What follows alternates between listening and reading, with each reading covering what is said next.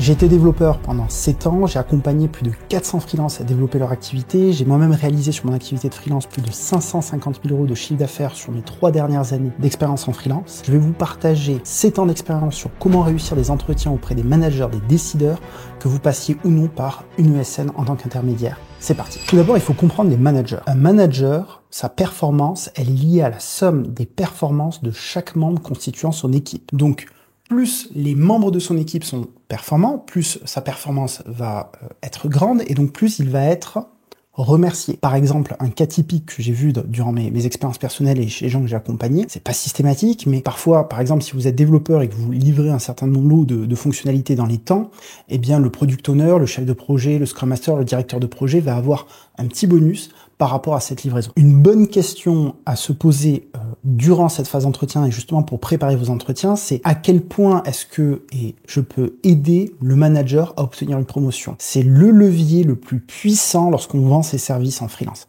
Comment est-ce que je peux aider mon interlocuteur à être augmenté, à avoir un bonus à la fin de l'année? Voici des techniques que vous pouvez utiliser à ce niveau-là. La première, c'est tout simplement de demander les échéances concernant le projet pour lequel vous positionnez. Donc, durant la phase d'entretien, vous êtes face à un décideur, un manager, un responsable technique. Ok, est-ce que vous avez des échéances particulières? Qu'est-ce qui se passe si on dépasse ces échéances-là? À partir de là, vous pouvez demander, par exemple, quelles sont les qualités qui sont importantes chez le membre de l'équipe qui va être recruté, justement pour assurer la tenue de ces échéances-là. Une deuxième stratégie, elle va consister à partager des anecdotes d'expériences passées où vous avez donné un peu plus de vous que la moyenne. Par exemple, vous avez fait des heures sup le soir, vous avez travaillé les week-ends de manière rémunérée ou non, vous avez annulé des vacances. Si vous avez ce type d'expérience-là dans votre carcan, dans votre chargeur, utilisez-les en entretien face au manager parce que ça va vous faire gagner énormément de points. Je vais vous partager une petite anecdote. Je donnerai pas le nom de l'entreprise, mais ceux qui me suivent sur LinkedIn ou qui vont se jeter sur mon profil LinkedIn vont, je pense, aisément deviner de quelle entreprise il s'agit.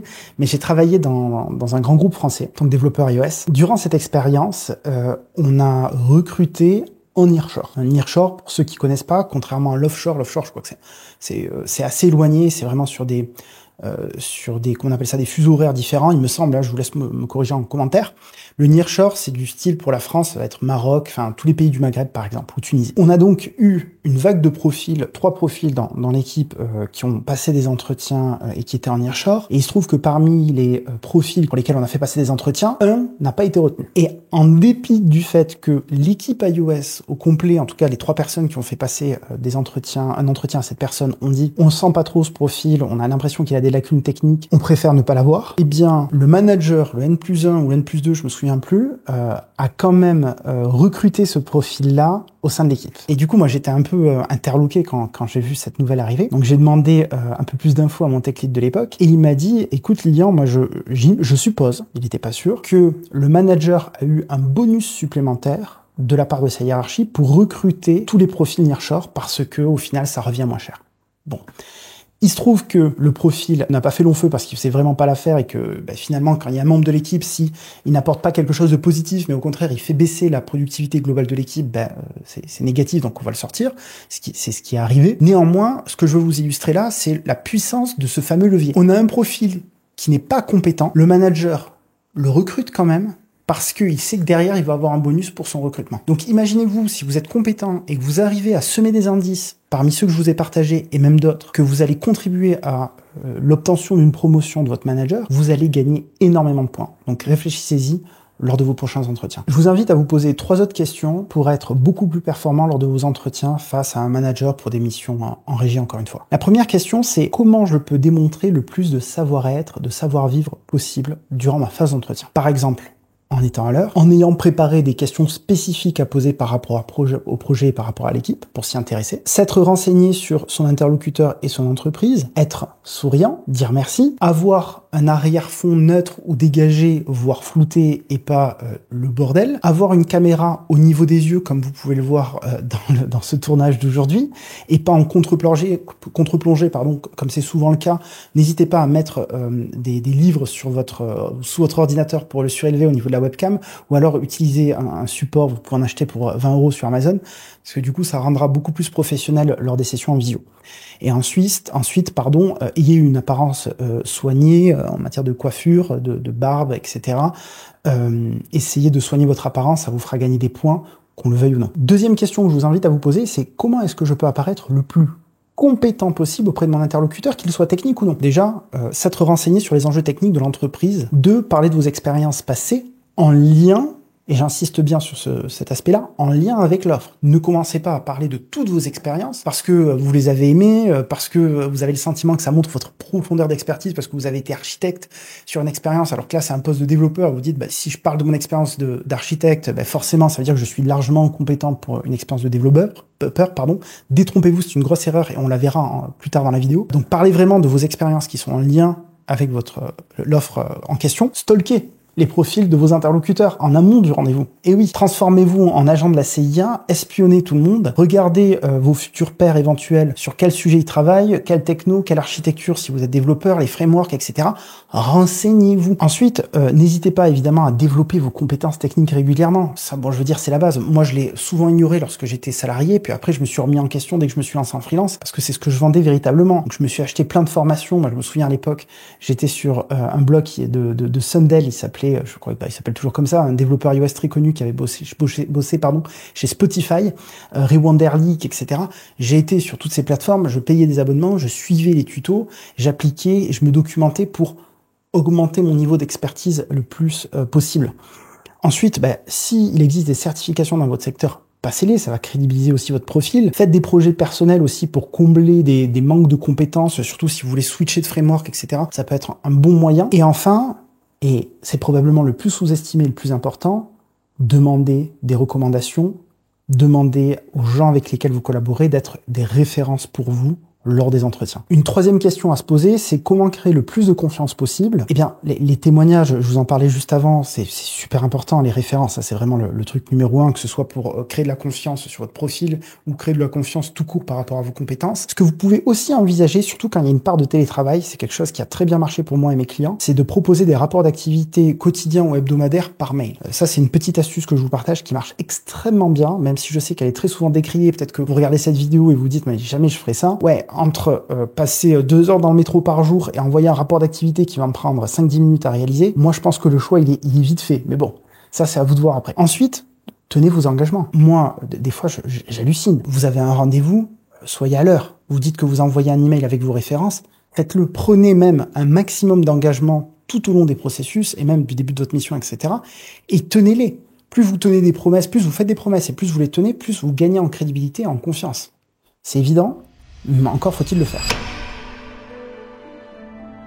Il faut savoir qu'un manager, il a quasi systématiquement des contraintes, que ce soit en matière de budget, de politique de télétravail ou d'organisation concernant la mission. Ces contraintes-là, elles lui sont imposées par la politique de son entreprise, voire sa hiérarchie directe. Dans les plus petites structures, il se peut que ces contraintes-là soient aussi imposées par des investisseurs. C'est souvent le cas d'ailleurs des startups. Si vous avez en face de vous un dirigeant ou un cofondateur, sachez que votre marge de manœuvre, à ce niveau-là, elle va être beaucoup plus grande que face à un manager de grand groupe. Pourquoi ?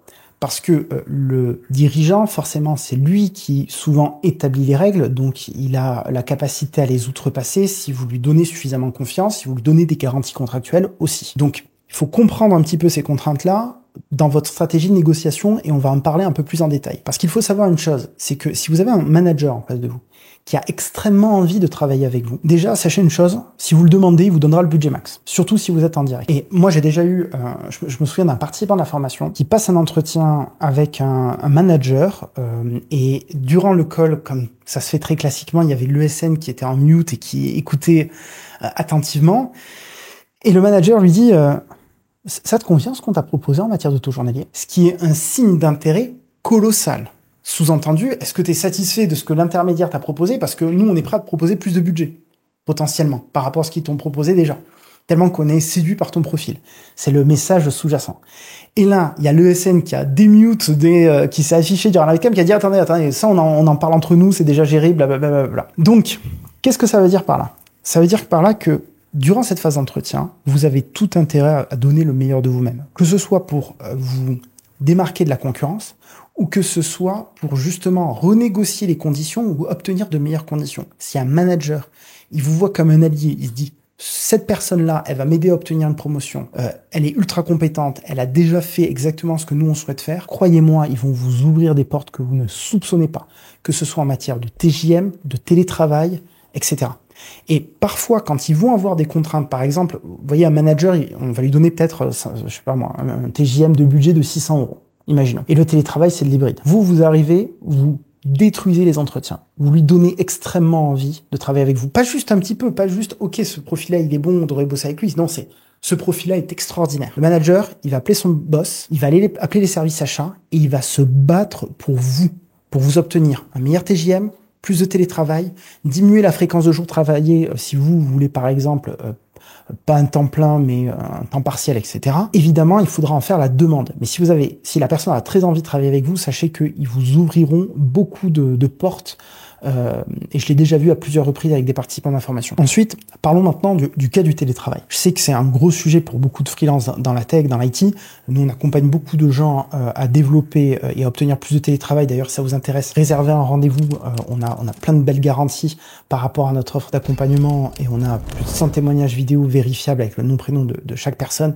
Je vous invite à jeter un œil. La crainte principale d'un manager lorsque vous demandez du télétravail ou lorsqu'il y a tout court du télétravail, c'est que vous soyez les doigts de pied en éventail, en caleçon sur votre canapé en train de regarder Netflix plutôt qu'en train de bosser. Lui, il s'imagine 2 mois plus tard avec une perte colossale par rapport au TJM que vous avez facturé, son manager qui tape à sa porte, qui lui dit « Mon coco, Jean-Paul, il avance pas, c'est quoi ce bordel ?» Donc, s'il avance pas, c'est de ta faute parce que c'est toi qui l'as recruté et crois-moi, ta promotion, boum, cette année, elle te passera sous le nez. Et au pire des cas, tu vas te faire virer. Tout ça, c'est ce qui se passe dans la tête d'un manager lorsque vous lui demandez du télétravail. Lui, il voit la survie et l'évolution de sa carrière au sein de l'entreprise comme étant mise en danger. Et vous pouvez vous dire, en m'écoutant, ouais, mais Lilian, t'es bien mignon avec tout ça, mais moi, je suis très sérieux. Je ferai jamais ça.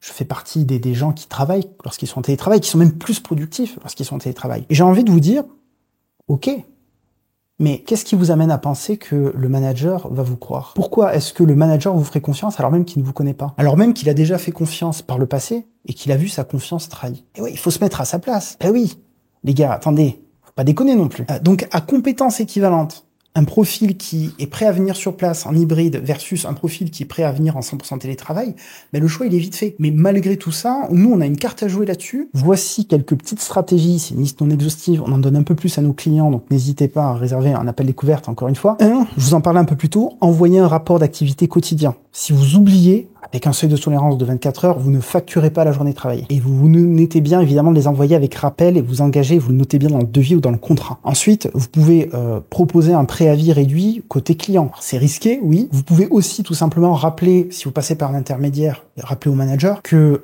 durant la mission, à tout moment, il peut mettre fin au contrat. Enfin, nous, en tant que freelance, on peut sauter du jour au lendemain si il le souhaite, par rapport souvent au contrat et ce qui est écrit dans les contrats de SN. Et ensuite, encore une fois, je l'ai déjà dit 3 fois, mais je vais le répéter parce que c'est super important, proposez des références, proposez des recommandations et n'attendez surtout pas qu'on vous les demande. Faites-le spontanément, là vous allez vraiment vous démarquer de toute la concurrence. Je vais vous partager maintenant une liste d'erreurs à éviter à tout prix en entretien qui va vous coûter des opportunités de mission. On est parti. Durant la phase d'entretien, un manager, qu'il soit technique ou non, que ce soit un tech lead, un architecte, ou que ce soit un manager plus fonctionnel, manager au sens strict du terme, qui n'a aucune compétence technique, il va nous juger sur notre capacité à intégrer l'équipe. Et la qualité la plus recherchée par nos pairs, c'est l'humilité. Parce que pour s'intégrer bien au sein d'une équipe, il faut pas de forte tête, il faut pas des gens arrogants, il faut quelqu'un qui... Je dirais pas qu'il fasse pas trop de vagues, mais en tout cas qui s'intègre et qui a une forte capacité à s'adapter aux autres plutôt que de pousser les autres à s'adapter à lui. C'est bien beau tout ça, mais comment ça se manifeste? Déjà, 3 points. Il y a une différence entre être humble réellement, ne pas être humble ou penser qu'on est humble et démontrer de l'humilité en phase d'entretien. Nous, c'est le 3e qui nous intéresse. Moi, fondamentalement, je m'en moque que vous soyez humble ou non. Mais si vous voulez faire la différence en entretien, il va falloir renvoyer cette image-là. Une grosse erreur à faire donc en entretien, c'est de challenger les décisions qui ont déjà été prises. Ne demandez pas, ah mais pourquoi vous avez choisi tel techno et pas tel techno? N'ayez pas un ton condescendant lorsque vous vous adressez à vos collègues. Ne dites pas, ah mais vous avez choisi telle architecture, mais pourquoi vous n'avez pas choisi telle telle autre architecture parce que généralement ça pose moins de problèmes. Ah, vous faites pas de test unitaire. Ah ouais, d'accord. Ah, vous avez telle pratique lorsque vous faites vos tickets Jira. Ah, mais vous avez pas tel process. Ah, non, oubliez tout ça. Oubliez de challenger. Si vous faites ça, croyez-moi, vous allez perdre des entretiens à gogo. Je vais vous raconter une petite anecdote. Il y a maintenant un an, j'ai accompagné un jeune développeur extrêmement compétent, qui avait cette manie-là de challenger en entretien des CTO qui avaient 10 ans d'expérience de plus que lui. Il était franchement plus compétent qu'eux, c'était un petit génie vraiment. Sauf qu'il avait cette forte tendance à challenger en entretien les choix techniques, etc. À chaque fois, il se faisait recaler. Pas par manque de compétences techniques, mais parce qu'ils estimaient que, de par son comportement, il allait mal s'intégrer au sein de l'équipe. Je vous recommande donc vraiment de bannir ce genre de comportement. Une petite exception que je ferai par rapport à ce comportement, c'est si vous avez une posture de leader technique, évidemment. Mais si vous avez même une posture de leader technique, moi je vous inviterai durant la phase d'entretien, même durant le début de mission, à challenger tout de suite. D'abord, intéressez-vous à ce qui se pratique, intéressez-vous à pourquoi est-ce qu'ils ont fait tel choix, pour quelles raisons, quelles sont leurs contraintes, avant de vouloir faire des suggestions. Si vous pouvez dire en une phrase ce que vous dites en 4 ou 5, c'est mal parti. C'est très difficile de prendre du recul là-dessus, donc moi quand j'accompagne des gens, je peux faire des simulations d'entretien pour me rendre compte, mais je vais vous donner quand même une astuce très facile à mettre en pratique, c'est de préparer des fiches, des trames pour vos entretiens, sur la manière dont vous allez vous présenter, sur les questions que vous allez poser, sur la manière dont vous allez présenter des expériences. Structurez tout ça. Plus vous structurez, moins vous bégayerez, moins vous allez douter de votre discours. Un exercice que vous pouvez faire aussi, c'est de vous enregistrer durant ces phases d'entretien. Je peux vous dire que pour quelqu'un qui fait des vidéos sur YouTube, qui a quasiment 200 vidéos publiées sur YouTube, c'est pas un exercice qui est facile. Moi, la première fois que j'ai commencé à m'enregistrer, c'était dans le cadre de podcast, et je peux vous dire que je me suis trouvé beaucoup moins bon que ce que j'étais réellement. On n'a pas l'impression, quand on est dans le confort de derrière son écran à écouter quelqu'un qui parle, on note ses tics de langage, quand il bégaye, etc. Mais je peux vous dire que quand on est de l'autre côté de la caméra, c'est une toute autre histoire. Donc enregistrez-vous. C'est un exercice qui est terrible, vraiment, je vous le dis, préparez-vous psychologiquement, mais c'est un exercice qui est très formateur. Soit dit en passant, si vous êtes freelance dans l'IT, que vous avez minimum 4 ans d'expérience professionnelle, sachez que on vous accompagne pour trouver des clients en continu et on propose une double garantie aujourd'hui. On vous garantit au moins un client dans les 5 prochains mois, sinon on vous rembourse entièrement, on continue à vous aider gratuitement jusqu'à ce que vous trouviez une mission, à condition que vous suivez notre programme évidemment, et on vous propose une deuxième garantie satisfait ou remboursé sans condition pendant 30 jours par rapport à notre programme d'accompagnement. Donc si vous n'êtes pas satisfait, vous nous faites un simple mail et on vous rend votre argent. Je vous invite à jeter un œil dans le lien en description pour réserver un appel découverte dès maintenant. C'est gratuit, sans engagement. Et on a plus de 100 témoignages vérifiables. On parle pas de faux témoignages écrits avec ChatGPT, non. On parle de témoignages vidéo avec le nom, prénom des gens. Vous pouvez retrouver sur LinkedIn. L'écrasante majorité d'entre eux, en plus, sont des sociétés en France. Donc vous pouvez aussi les retrouver sur société.com et vérifier et même contacter les gens.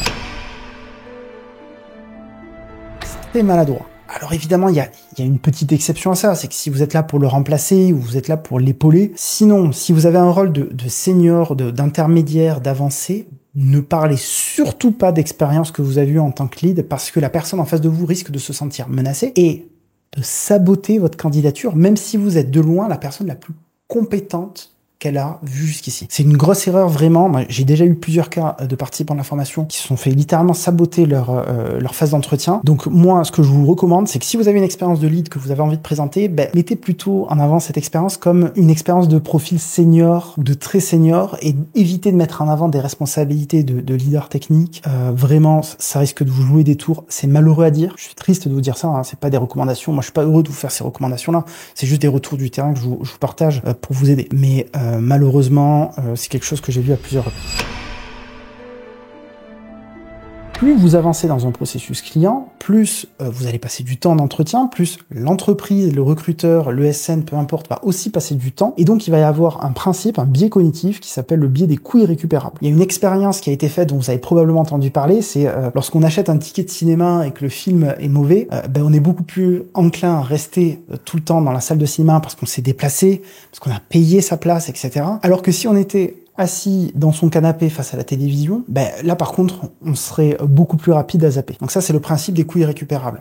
Alors, comment ça s'illustre dans nos processus d'entretien et de négociation ? Plus vous commencez à négocier tard, plus vous avez de probabilité à ce que vos arguments, à ce que la partie d'en face, adverse, vous fasse une contre-offre. ou vous fassent déjà, ou considèrent ne serait-ce que l'offre que vous allez leur faire. Je vous prends un exemple concret. Vous avez une entreprise qui vous contacte pour un CDI et vous voulez que des missions en freelance en full remote. Et que vous dites en réponse, écoutez, moi, je cherche que du full remote en freelance. La probabilité pour que vous ayez une réponse, déjà, elle est très faible. Et la probabilité pour qu'on vous dise, bien sûr, il n'y a pas de souci, vas-y, on en discute, faisons un entretien. Elle est aussi extrêmement faible. Par contre, vous prenez cette même opportunité. Vous faites un premier entretien, puis un deuxième entretien, puis un troisième entretien, puis durant les entretiens, vous dites que vous êtes aussi ouvert à des missions en freelance et que vous avez tendance à privilégier le télétravail pour laisser quand même des petits indices qui soient pas trop surpris à la fin. À la fin, ils reviennent vers vous avec une proposition, et là, vous leur dites, écoutez, je suis embêté, moi, je suis très intéressé par l'idée de collaborer avec votre entreprise. Néanmoins, entre-temps, j'ai eu d'autres propositions en freelance et en télétravail. Dans quelle mesure est-ce qu'on pourrait trouver un terrain d'entente à ce niveau-là? Voici les contreparties que je suis prêt à vous proposer. Là, la discussion, elle va être tout autre. Pourquoi? Parce qu'ils ont déjà passé plein de temps avec vous en phase d'entretien. Alors, effectivement, peut-être qu'ils vont vous en vouloir, peut-être qu'ils vont râler un petit peu. Je vous dis pas qu'ils vont vous accueillir les bras ouverts lorsque vous allez dire ça. Néanmoins, ils vont considérer votre proposition. Ce qui ne serait pas le cas si vous posiez vos conditions sur la table dès le premier message qu'ils vous ont envoyé sur LinkedIn ou par mail. Donc, une bonne approche à avoir, c'est lorsque vous sentez qu'il y a un bon match et que le delta entre ce que eux recherchent et ce que vous voulez est pas trop éloigné. Ne posez pas trop vos conditions tout de suite. Attendez un petit peu les phases d'entretien, passez les phases d'entretien, attendez d'être le profil choisi avant de poser vos conditions sur la table. Exemple, vous êtes développeur web, peu importe la techno que vous maîtrisez, et vous avez été le seul à développer un projet de A à Z. Ne le dites jamais en entretien. Jamais, jamais, jamais. Grosse erreur. Alors, il y a une rare exception, c'est si vous êtes le seul sur le projet sur lequel vous allez être positionné. Et encore, franchement, ça n'a pas de grande valeur ajoutée de le dire. Sauf s'ils recherchent quelqu'un d'autonome et qui vous le font savoir. Si vous dites, j'ai été le seul développeur sur tel projet et j'ai mis en place tout ça, nous, en tant que freelance, le message qu'on veut passer, c'est regardez ma profondeur d'expertise et ma capacité d'autonomie et ma compétence, parce que je suis capable de faire, en tant que une ressource, ce que pourraient faire 3-4 ressources. C'est pas du tout ce qu'entendent les managers. Les managers, ils entendent, cette personne-là n'a pas l'habitude de travailler en équipe, elle va en faire qu'à sa tête, elle va pas écouter les recommandations, elle va pas suivre les guidelines qu'on a mis en place et ça va être la galère. Donc en voulant renvoyer une image de profondeur d'expertise, en fait, vous sabotez, vous tirez une balle dans le pied. À tort ou à raison, moi c'est pas le sujet, c'est pas ça qui m'intéresse. Encore une fois, moi, les retours d'expérience que je vous fais là, c'est pour vous signer plus de clients, n'oubliez pas. Mais sachez que ce retour d'expérience-là, je l'ai eu plein de fois. Plein de fois. Souvent, ça vient de profils qui ont travaillé avec des plus petites entreprises, TPE, jeunes startups, parfois des PME, et qui donc ont été seuls à développer des projets de A à Z. Et malheureusement, ça va vous jouer des tours auprès de certains clients. Donc moi, je vous invite à ne pas le faire savoir et à ignorer cette information, à ne pas la communiquer parce que ça risque de vous faire perdre pas mal de clients. Alors ça, c'est un cas ultra classique que j'ai avec les profils très expérimentés que j'accompagne. J'ai beaucoup de profils qui ont plus entre 7 ans et 30 ans d'expérience, qui sont extrêmement compétents, qui ont vu plein de projets, de contextes différents, qui vraiment sont des encyclopédies de leur métier, et donc qui font cette erreur typique de mettre en avant des compétences durant la phase d'entretien qui ne sont pas recherchées par le client. Oubliez tout de suite. L'idée derrière ça, c'est de montrer notre profondeur d'expertise, mais en réalité, le message qui est entendu par le client est tout autre. Je vous prends un exemple. Vous êtes architecte cloud. Vous avez de l'expérience sur AWS, Amazon Web Services, et GCP, et vous avez des certifications de ces deux cloud providers. Le client, lui, il cherche uniquement un expert sur AWS. Si durant votre phase de présentation, durant votre présentation d'expérience, vous dites moi je suis architecte cloud, j'ai une grosse expertise sur AWS et GCP, j'ai d'ailleurs 2 certifications sur GCP, et je vais vous parler d'un client pour lequel j'ai travaillé sur une migration sur GCP, c'est fini. Parce que le client, lui, ce qu'il entend, c'est cet architecte cloud, il veut travailler sur GCP. Alors que c'est pas forcément ce que vous voulez renvoyer. Mais pour vous, comme ce sont des choses qui sont quasiment interchangeables, j'exagère un peu, si un architecte cloud qui va tomber sur cette vidéo, il va me massacrer en commentaire, soyez gentils s'il vous plaît, c'est juste l'exemple. En fait, lui il entend, donc le client, cette personne-là elle veut faire que du GCP ou elle veut faire principalement du GCP et moi j'ai que de la AWS à lui proposer. Et là, cette personne-là elle veut peut-être faire de la AWS et du GCP. Du coup ils vont écarter votre profil du processus. Encore une fois, ça vous paraît peut-être ridicule, ça vous paraît peut-être alambiqué. Je vous assure, j'ai d'innombrables cas de profils très expérimentés qui font cette erreur et qui ont pour retour « tu es trop compétent pour cette mission ». Ça, c'est la phrase typique que vous entendrez si vous mettez en avant des compétences qui sont non recherchées par le client. La seule exception, c'est si vous entendez ça juste après avoir annoncé votre prix. Et encore, parfois, ça peut être juste une technique de déstabilisation pour essayer de vous faire baisser votre taux journalier. Mais arrêtez de survendre les responsabilités que vous avez eues, que vous êtes en capacité de prendre par rapport à ce que recherche le client. Mettez uniquement en lien ce que lui recherche. Sinon, je vous dis encore, vous tirez une balle dans le pied. Alors ça aussi, c'est un petit peu dans la même veine en fait. Vous allez, je pense, vite comprendre les mécanismes qui reviennent. Mais si vous dites que vous êtes autodidacte et que vous avez en face de vous quelqu'un qui n'est pas autodidacte, la seule chose qu'il va entendre, c'est que vous êtes un amateur, que vous savez pas forcément travailler en équipe, que vous n'êtes pas très compétent, etc., etc. Surtout si c'est quelqu'un qui a suivi un parcours un peu plus traditionnel d'école d'ingénieur et compagnie, par exemple. Alors que vous, en vous disant « je suis autodidacte et je suis arrivé jusque-là », vous voulez renvoyer plusieurs qualités qui sont la discipline, ce qui est très rare, hein, les gens qui parviennent à se former seuls, la capacité à être débrouillard, cette capacité à s'auto-former, à progresser seul. Vous voulez mettre en avant ces compétences-là, mais c'est pas du tout ce que le client va entendre, surtout si c'est pas un autodidacte. À la limite, si vous êtes face à un autodidacte, pourquoi pas le mentionner? À la limite, là, peut-être que ça vous fera gagner des points. Mais moi, je vous recommande vraiment, dans la majorité des cas, de bannir ce discours autodidacte de votre vocabulaire. Alors, si on vous demande votre taux journalier durant la phase d'entretien, ne donnez pas de chiffres. Moi, je vous recommande vraiment d'éluder la question. Si vous devenez client chez nous, je vous donnerai un petit script pour faire cela de manière très habile.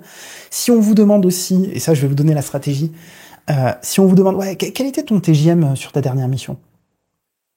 Vous marquez un silence et vous dites, je suis pas sûr de pouvoir vous donner cette information parce que j'ai signé un accord de confidentialité. Est-ce que je peux vous demander? Pourquoi est-ce que vous me posez cette question? Pas du tout sur un ton agressif. Je marque une pause. Je prends un air interrogateur qui réfléchit. Pourquoi vous me posez cette question? J'ai signé un accord de confidentialité, je peux pas vous le dire. Ok, c'est souvent un piège.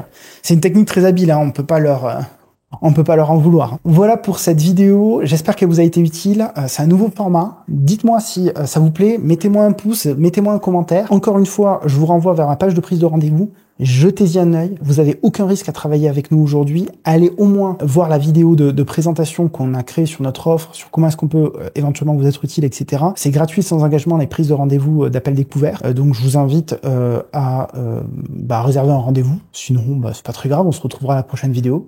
Je vous dis à très bientôt. Ciao.